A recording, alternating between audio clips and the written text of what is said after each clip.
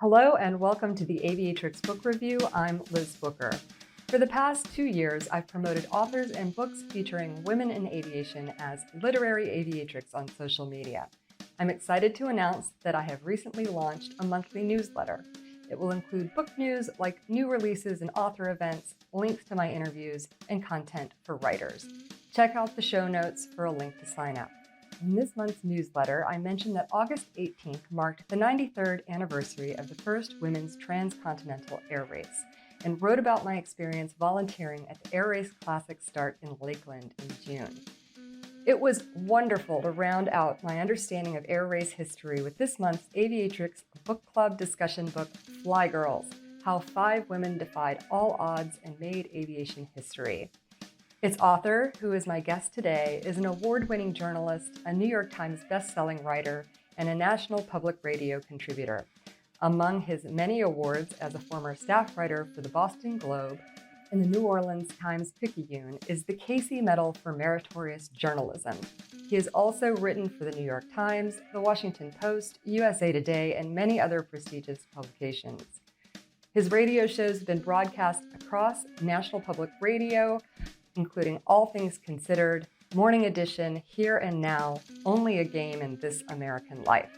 He's published 3 books, Fly Girls, the topic of today's discussion, which also comes in a young reader's version for ages 10 and up, Outside Shot, Big Dreams, Hard Times, and One County's Quest for Basketball Greatness, for which he was a finalist for the Penn ESPN Award for Literary Sports Writing, and Paradise Falls, the true story of an environmental catastrophe.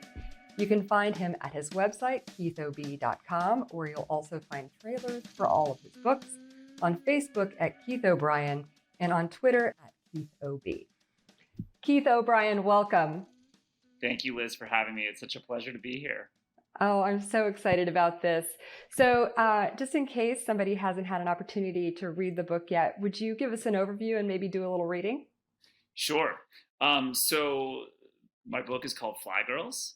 It's narrative nonfiction history. So it's history, but it's a real story told in a story format about female pilots fighting for the right to fly and race planes in the 1920s and 30s.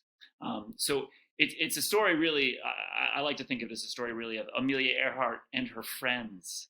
The women who were by and large erased from this story, because at the time Amelia was flying, other women were flying with her. Each of them was brave, each of them was bold, and some of them, just objectively speaking, were more talented in a cockpit than Amelia was. And I'll start by giving just a very short reading from the book about one of these other women. And for me, this woman was sort of the glue for my narrative. When you're doing work like this, there's always a spark that begins it, and I'm sure we'll talk about that today.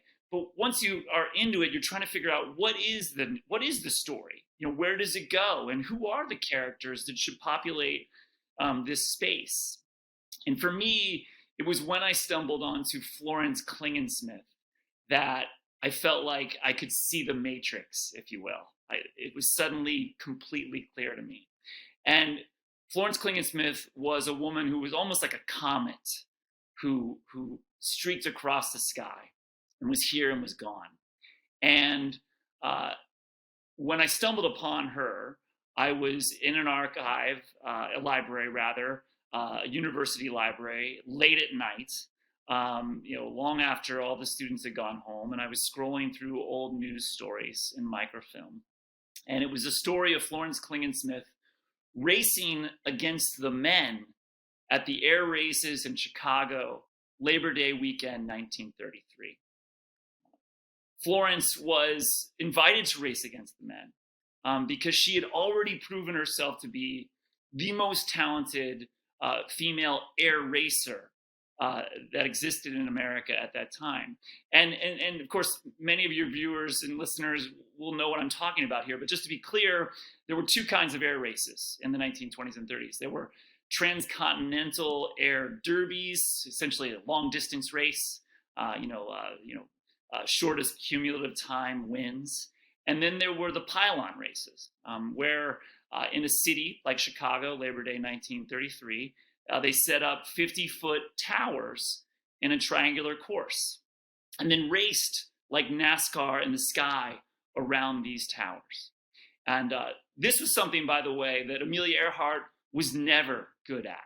And after trying it just once, dispatched with it forever and never did it again. Because again, as you and many of your listeners and viewers know, I mean, to whip your plane at speeds of 220 miles an hour, 50 foot off the ground, around pylons requires every ounce of your body, every ounce of your brain, your left and your right hand, your left and your right foot. And Florence had proven herself to be one of the best. And so this is, again, for me, this crucial moment, because as I found this in the news stories and then started scrolling back, I knew that what I had here was had never been told before. So we'll pick up as the race has begun. For people to imagine, it's Labor Day, 1933. It's sundown. It's sort of the finale of the weekend. There are tens of thousands of people on the ground, a paying crowd, of course, but many others have just parked their cars outside the airfield on the roads and highways just north of Chicago. On the ground below, people were everywhere, sitting in the grandstands and standing on the floorboards of their parked cars, watching from official seats they'd bought for $1 each, and from unofficial viewing spots they'd claimed for free on nearby roads and golf courses. They watched as 2 male pilots quickly shot to the front of the pack, flying as close to 250 miles an hour. And they watched as Klingensmith fell in somewhere behind them. At the end of the first lap, back at the home pylon closest to the grandstand, the crowd could finally see exactly where she was. Her red and white GB was challenging for third, flying nearly 220 miles an hour and banking so hard that she tipped the plane vertically on its wing and seemed to kiss the top of the 50-foot pylon. "Just look at that girl make that perfect bank," the announcer cried for the crowd to hear. "Did you ever see such a beautiful race?"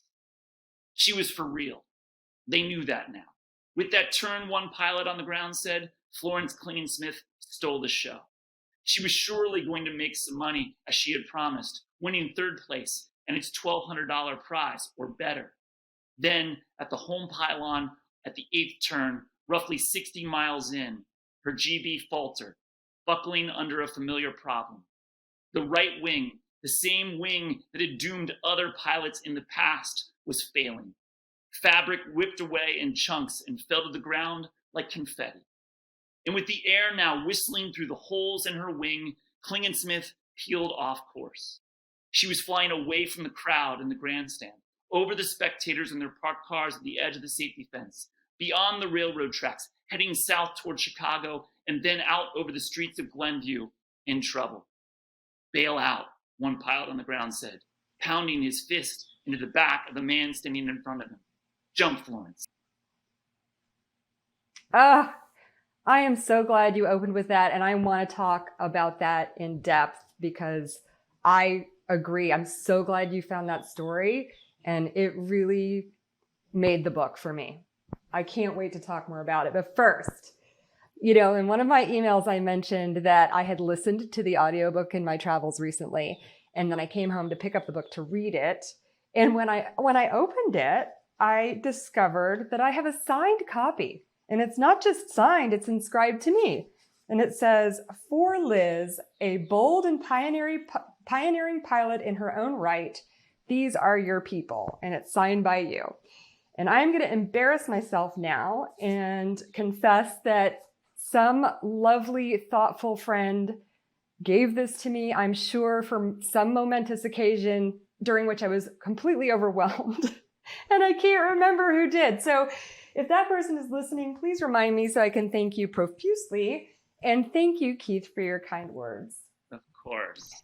And the other thing I wanted to say is that as I've told people that, this book is on our list and I get to interview you, across my community, several people have said how lovely you are for the time that you've taken to join in on book clubs and to do author talks at women in aviation events. So I just want to thank you for your generosity. I know as a working writer, that's really probably hard for you to fit in. So thank you for your time in investing in our community, especially after having told this fabulous story. And thanks for your time today. No, of course, it's my pleasure. It's absolutely my pleasure. I mean, whenever you're doing a project like this, you live inside yourself and inside these archives and inside your office and inside your doubts. And so to be able to share it with others and to be able to share it with people who also find it meaningful is just incredibly gratifying.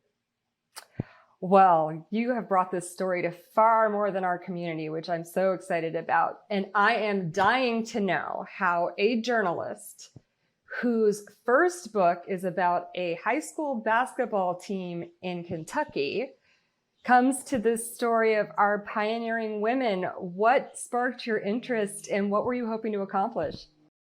So, like all writers, I'm always looking for stories. So, if you invite me to dinner and you're telling stories about your life, I'm sitting there thinking, is this a story or can I use this in some way? That's just what we do. And so it not only happens for me in conversation, but in everything I read. When I read the newspaper, when I read magazine articles, when I read other books, I'm thinking about stories. And in this case, I discovered this story, ironically enough, on a plane. In the spring of 2016, I was writing a story for Politico magazine about the unlikely chance of Donald Trump winning the state of Pennsylvania in November of 2016. And for the story, I was flying from Boston to Pittsburgh, and I keep my to be read pile, the books I want to read, on my bedside stand. And one of those books that had been there for quite some time was a book called The Astronaut Wives Club, which again is narrative nonfiction history written by Lily Koppel about the wives of the Mercury 7 astronauts. So this is John Glenn's wife and Alan Shepard's wife, and these women who were thrown into this crucible in Houston in the early 1960s. And, for me, one of my favorite books of all time is The Right Stuff by Tom Wolfe. And so I wanted to read Lily Koppel's book just to see how she had done it, which is, again, something writers do. I wanted to read it to figure out how she had taken this story that I think most people, at least our age, know well, and told it in a new and fresh way, and told it in a successful way, because her book was very successful. And so I grab it for my flight, and I'm on the plane, and just, maybe 15, 16 pages in, and they were giving background on one of the wives, and it mentioned just briefly that she was a licensed pilot, a private pilot, and she had longed to fly in an all-female airplane race that had started in the 1920s and had once featured Amelia Earhart. And that's the line that stopped me, and because it was 2016 and I was flying on a large commercial plane from two major airports, my plane had Wi-Fi. And because I was traveling for work, I had my laptop. And so I opened up my laptop right there and I started Googling this. And I don't know what happens when you Google it now, 6 years later. But when I Googled it back in 2016, all you really got about this race from the 1920s, was a Wikipedia page in which it listed the 20 women who had competed. And as I looked at that list of 20 women, I quickly realized that I only knew two of them. I knew Amelia Earhart, and I knew Pancho Barnes. And I knew Pancho only because she is also a character in The Right Stuff. She, at that point, has opened the bar that the Fly Boys are going to at night. And, I didn't know the other 18 women, and I didn't know the winner of that race. And so by the time I landed in Pittsburgh, I knew there was something interesting here. But it was really only after I started going to the library and started living in the old stories starting in August 1929 that I realized there was something here that had been overlooked. And at that point, as I said at the outset, I was just trying to figure out, okay, I have this interesting world that's been forgotten. And there's obviously these interesting characters who've been forgotten. but who are the important ones? Who are the ones who are going to drive this story forward, and where does it go? And that's really where it started. That is fabulous. I love that. If you go online now, I think the place where you can get some really good material outside of books that are available is on the 99's website. So they've got a couple of narratives about the history of the races in the 1929 race, especially. I am so grateful that that piqued your interest. And, I don't know if you've seen it in the new Netflix remake of The Right Stuff. They do feature, I can't remember her name, and I wish I could, but that book is going to go on my nightstand now. I can't wait to read it.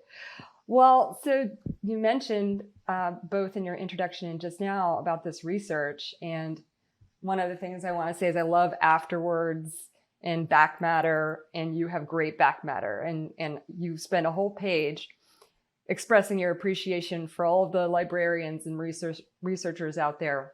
So tell us about that research. So obviously the big challenge here, Liz, was that all of these characters are sadly long gone, right? At a minimum, they had been gone for 40 years when I started, my research. And so there's no one to interview really, who was there in the 30s and 20s when they were flying these races and challenging for the right to fly, period. And so, I wanted to make them come to life on the page. I didn't want this to be a boring textbook history. And so for that, I need primary source documents. I need not just magazine articles and newspaper articles, fortunately, of which there were many, but I wanted diaries, flight logs, and notebooks, and letters, and telegrams. I want things they had written in their own words. I want to get inside their heads while they're in the air and know their internal thoughts and fears. And so I really needed those primary source documents. And for some of these women, it was not that hard. For Amelia Earhart, for example, her archives are voluminous, and they're primarily in two places. You can find them at Harvard, and you can find them at Purdue University. And you don't need to be a quote unquote author to go look at them. You can go look at them. Just make an appointment and go in, and you can read her letters and telegrams and poems and things she wrote. But for the vast majority of these characters, that was not the case. And so it really was a bit of a detective search for the material that I wanted. And, it was at times challenging. I mentioned Florence Klingensmith. Like I said, she was a comet in this world, and she left no descendants behind, and she died a long time ago. And so early on, I did wonder, outside of the magazine and newspaper articles, was there anything that I could find on Florence? And, I struck out all over the place. There was nothing at Air and Space in Washington. There was nothing at any aviation museum. There was nothing at universities in North Dakota and Minnesota, places where Florence lived and grew up. Nothing. And finally, I did, the last thing I thought I could do is I called the Little Historical Society in Moorhead, Minnesota, where Florence grew up. And I called and I got a man on the phone named Mark Peel, and he's the archivist there. And I told him what I was doing and what I was looking for. And Mark says in this quiet archivist voice, well, I've been gathering material on Florence Klingensmith for 20 years. And he had done oral histories with her high school classmates before they died back in the 1980s. He had gathered research materials that other local researchers had gathered, hoping to write a book about Florence, but never getting it done.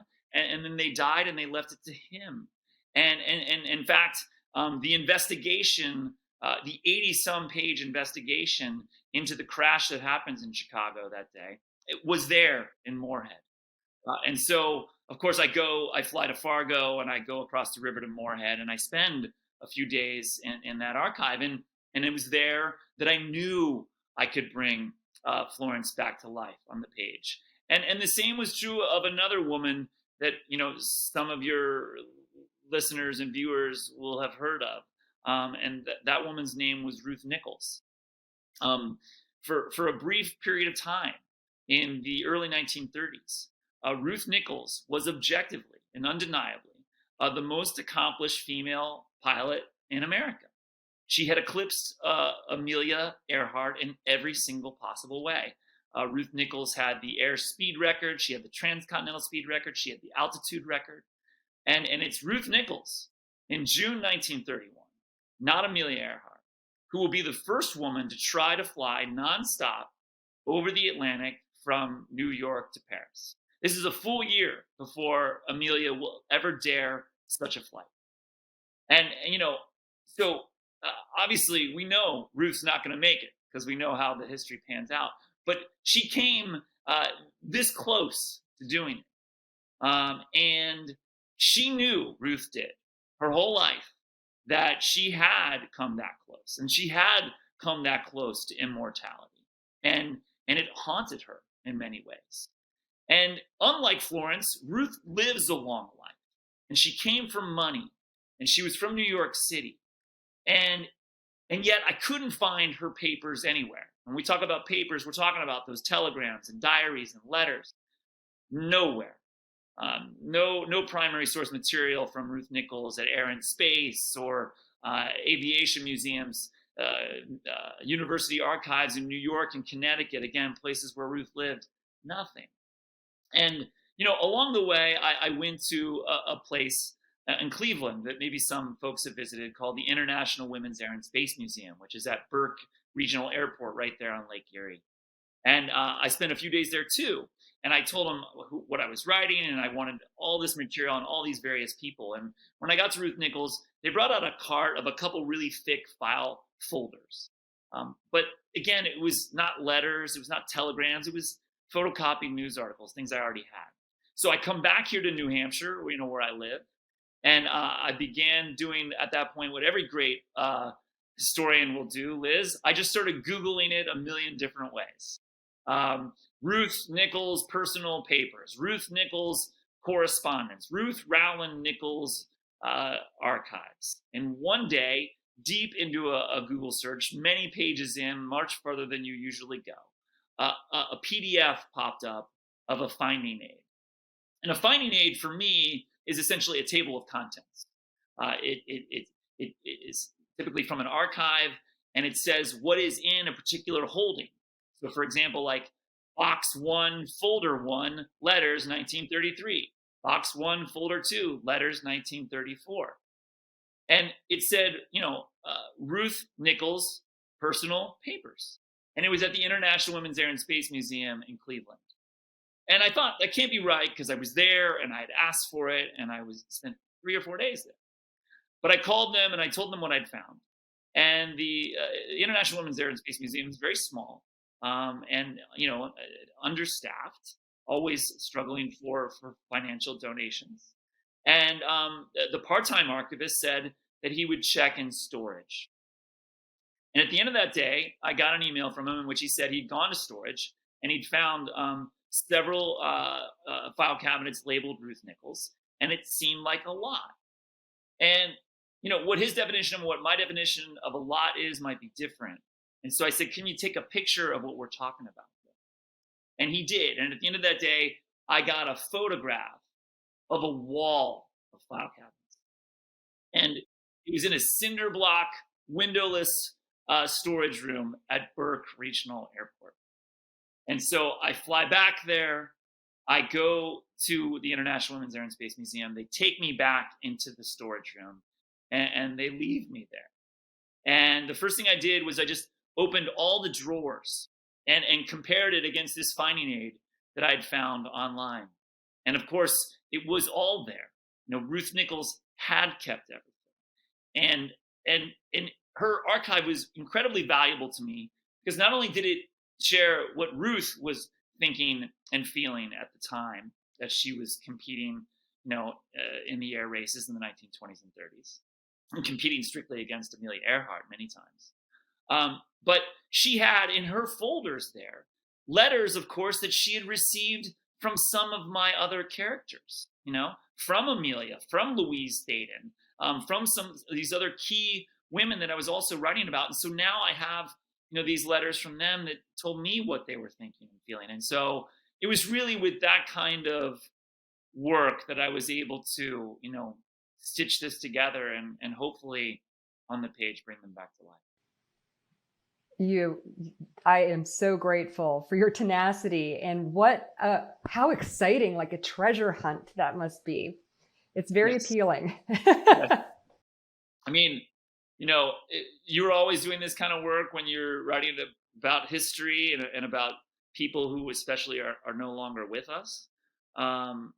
So it is something that I do maybe on every project, but I will say that, in all the years I've been a journalist and an author, and perhaps in all the years still to come, I may never, make a find like I did with those two.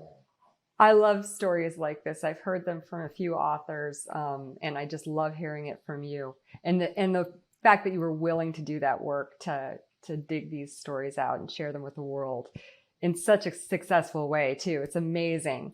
And you talked about 3 of the women, and then there are 2 others that you really focus on in this story. So tell us a little bit about the other 2, Louise Hayden and Ruth Elder. Yes.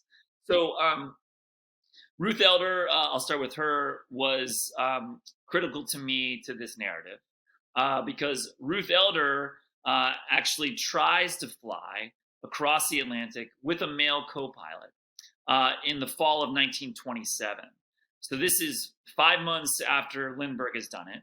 This is a good 6 months before Amelia will do it also with 2 men. And so if Ruth Elder makes it across the ocean in October 1927, it's possible that we never know the name Amelia Earhart. That is not a stretch to say, because in October 1927, Amelia wasn't really doing much flying anymore. She was a social worker in Boston, working with new immigrants to America, helping them learn to speak English, helping them learn how to get a job. And so it's Ruth Elder who makes this seminal flight, again with a male co-pilot, in October 1927. And of course, not ruining the story to say, she's not going to make it, and yet she becomes such a sensation, such a star for the effort that it pushes others, including George Putnam of Putnam Publishing, to concoct a plan to find another woman to send across the ocean. And that woman, of course, will be Amelia Earhart. And then finally, you mentioned Louise Hayden. Louise, to me, was the rarest kind of aviator in these days, because not only was she a woman who flew and raced planes, Louise was a mother. Louise has her first child, a son, in 1930, and her second child, a daughter, in 1933. And it really is only because of the sacrifices that Louise makes in the early 1930s to be a parent, to be a mother, and to raise her kids that we sort of wrongly erased her from this story. And yet it's Louise who really is the ultimate heroine in the end. It's so funny that it's almost 100 years later, and we still have people question whether you can be a mother and be a pilot at the same time. It's insane. It's so true. And as one of those, I was a mother before I became a pilot. And as a woman in aviation, I will say that, even though we make up now, today, somewhere between 5 and 7%, in my service in the Coast Guard, we made up 8%. About 99% of the voices that we heard were men's. And, one of the things I wanted to do with this project is create a space where women's voices came to the front.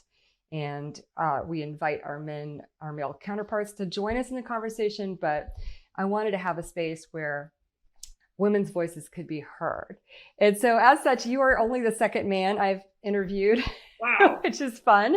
I'm The other honored. one, yeah, the other one was the co-author of Niloufar Rahmani's memoir, Open Skies. So that's really fun. And I will say that some of my fellow feminist readers levied harsh criticism about this book because of the space on the page that the men take up. And I take a dissenting view on that. I felt like having their story in the context of aircraft design and development, the history of the transatlantic pursuit, and the history of these air races really helped me understand more clearly what they were up against. But more importantly, what I thought it did was highlight the absolute absurdity, the hypocrisy that they were dealing with, and how they were treated. And no story did that better for me in this book than the one that you've already brought up in your reading, and that was Florence Clansmith and this GB aircraft. Yes. Can you talk a little bit about that GB? Yes. So I guess for starters, I want to say I 100% agree with your assessment. My intention was to create the world that the women lived in.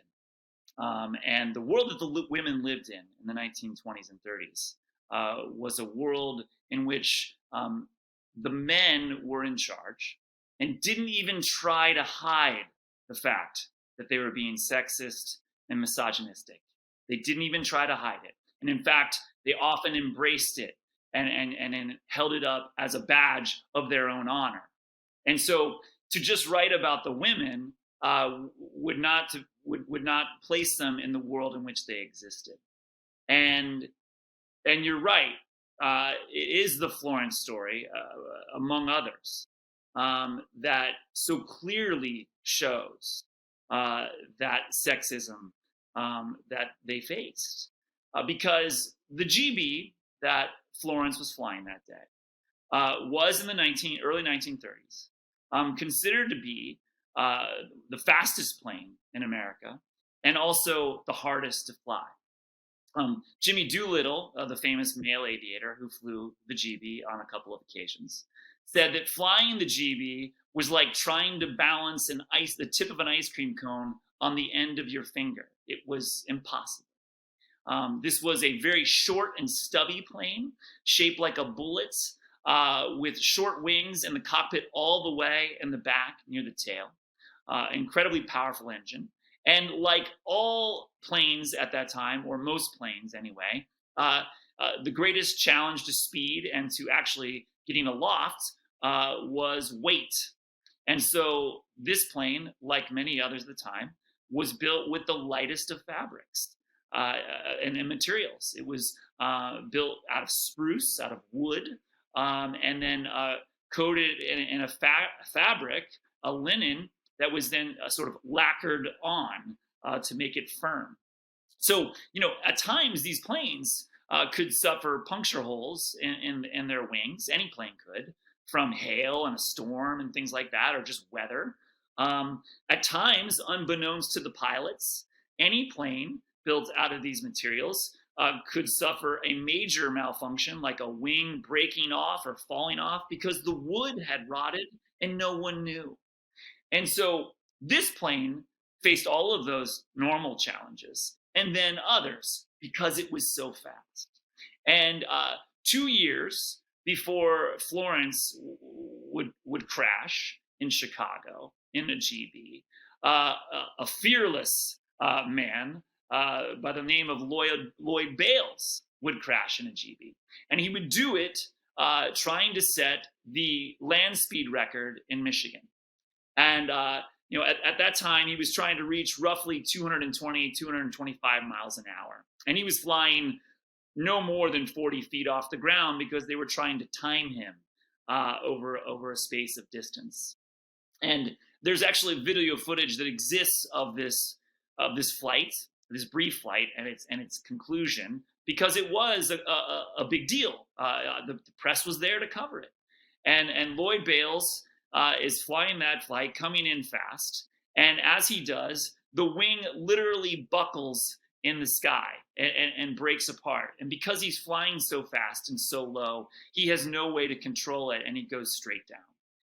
And that day, with Bales and with other men who would crash, not just in the GB, but in their own air races, in their own planes, was heralded as a hero.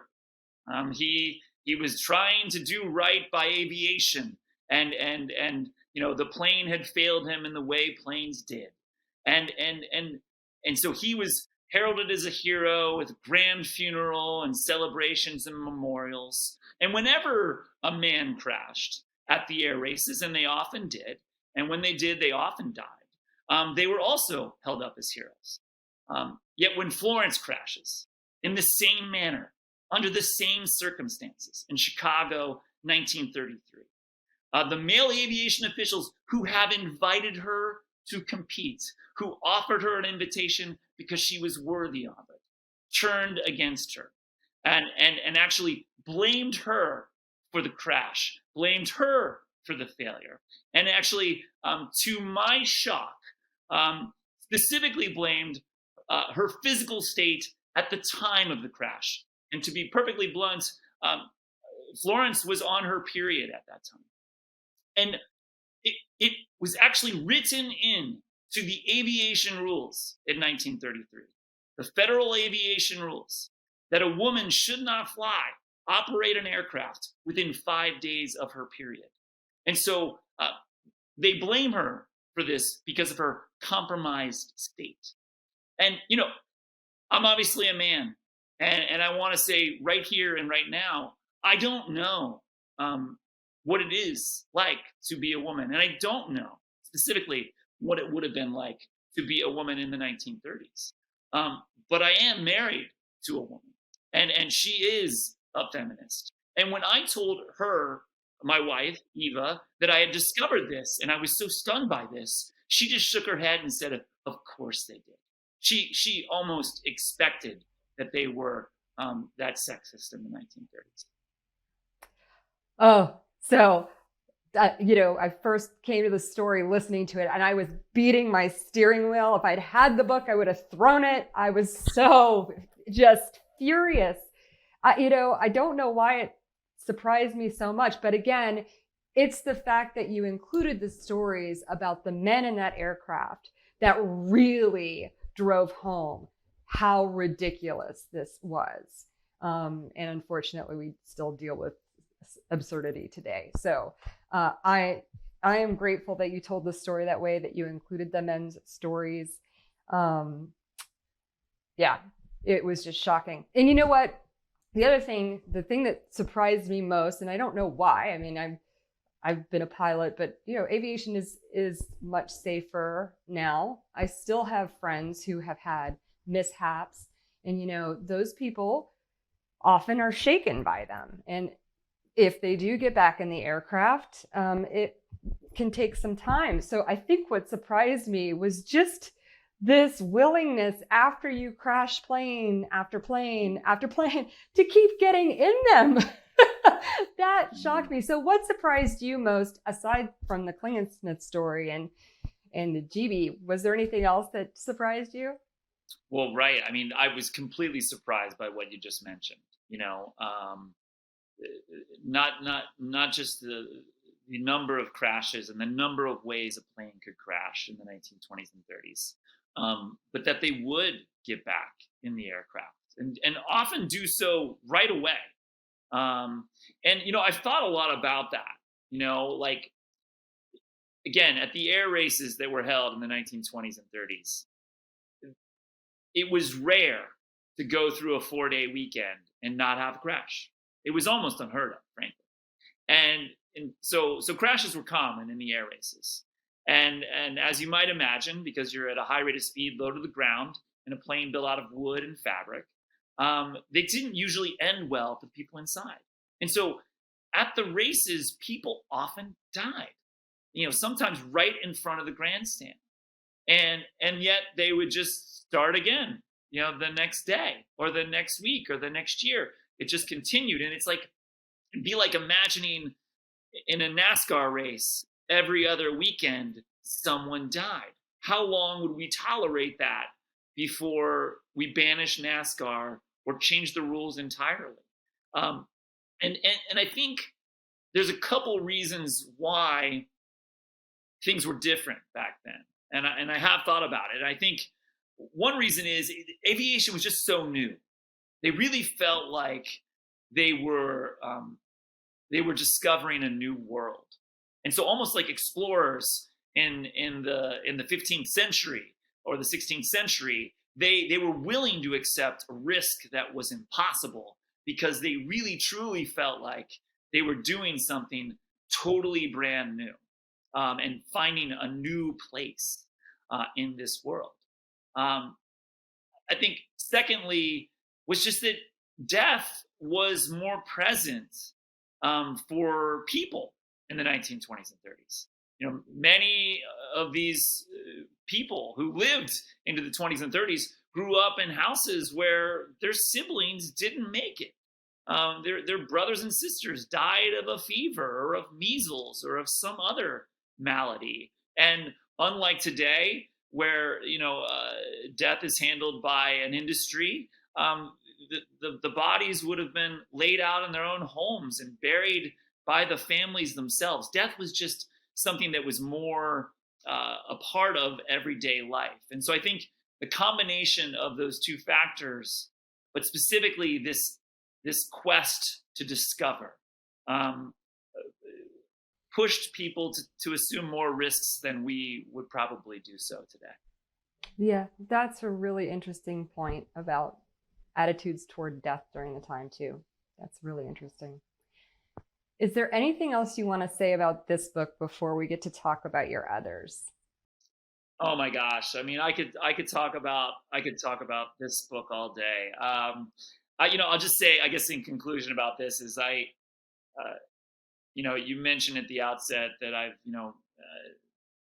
done some Zooms and book clubs and things with women in aviation in the 99s and various pilot groups, and I just want to say, like, that is not a chore in any way whatsoever. It is truly an honor. And what's been surprising, and I don't know why it's surprising to me, maybe it's because I'm not a pilot, and maybe it's because I'm not a woman. But what was surprising and has been surprising is just at every event I've ever done, anywhere over the course of the life of this book, there's always a pilot, a female pilot who typically stands up during Q&A and tells her own story in a way that connects to these women and sort of tells her truth. And these women have been anywhere from 9 years old to 90 years old. And it's just truly blown me away. Oh, I love that so much. And I've said this before in some of my interviews that, reading this history and reading across history, both fiction and nonfiction, and then having the book club members and getting to meet different women from different backgrounds, I have been able to access history in a new way and see this web of connection and like where I fit in relation to them. And so having books like yours helps me appreciate what they did for us. And it's been a mode of connection for the women aviators around the world, because we have, people who join our book club discussions from Europe, from South Africa, Australia. So we all have this in common, and having stories like this helps us kind of break the ice and tell our stories. So I can see how that would happen. Did you expect this to be a New York Times bestseller?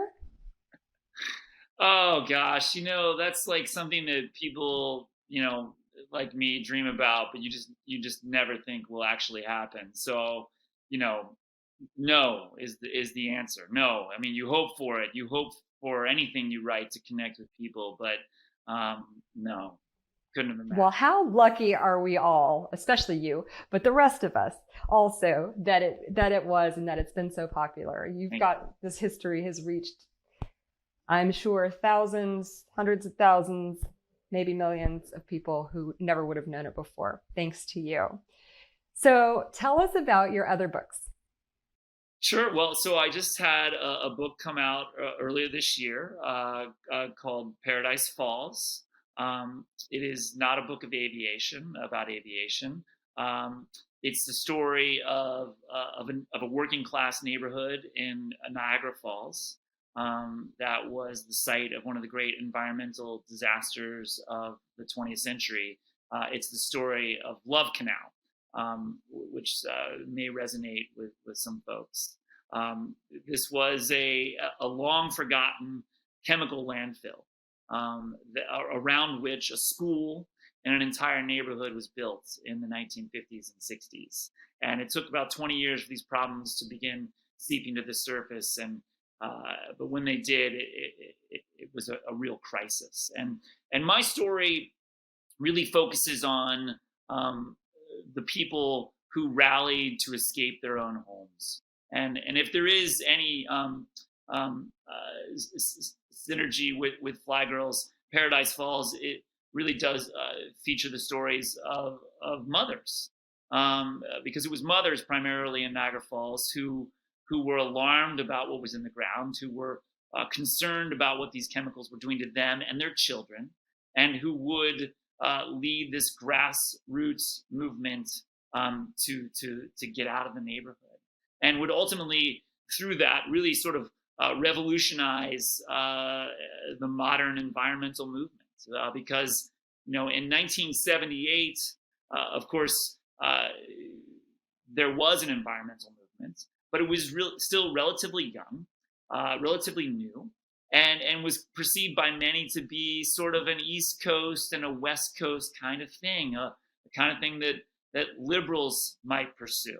And it was really only when these problems emerged in an ordinary neighborhood and these ordinary moms who weren't activists began to speak out about it, that others around the country began to also wonder what was in their yards, what was in their water, what was in their streams. And so it really did sort of change the way we thought about the world. So that just came out this spring. Congratulations. And then your first book, Outside Shot, tell us about that. My first book, Outside Shot, I got all access to a rural powerhouse high school in Kentucky to chronicle one season in Kentucky high school basketball through the experiences of this rural team. And to me, it wasn't a book about basketball. It's really a story of a place, Kentucky, and the lengths to which people, families will go to win in hopes of furthering their child's future, improving their child's future, furthering their athletic career. And of course, Kentucky, is in Kentucky, basketball is a bit like a religion. It's woven into the culture and the identity of the place. And so I was hoping to capture that. Is there anything that you're working on now that you'd like to share? Yes, actually. So I'm working on a new book right now that will be published sometime in the next year and a half, about the rise and the fall of Pete Rose, the baseball player. People are probably wondering, well, geez, Keith, you wrote about female aviators, you read about environmental disasters and basketball teams and Pete Rose. Like, what's the connection? And to me, I'm looking for a few things when I'm telling a story. I'm looking for an interesting world. I'm looking for characters you can root for and root against, and I'm looking for some kind of arc, some kind of change. The story needs to go somewhere. And to me, Pete Rose, while obviously different in every single possible way than Amelia Earhart, is a fascinating American character. And his story is really, I think, one of America's true Greek tragedies. Because Pete Rose was a miracle. He never should have existed. He never should have ever been someone that we knew. And yet, by acts of kindness, acts of generosity, and his own hard work early in his life, he does emerge as someone. And then once he does emerge as someone famous and someone important, everything he does on his own behalf unravels it for himself. And I just think it's a fascinating American tale. Well, I can't wait to read that and your other books. The books that you have already published, people can go, I mentioned in my introduction, they can go to your website and watch trailers for them to see more about them.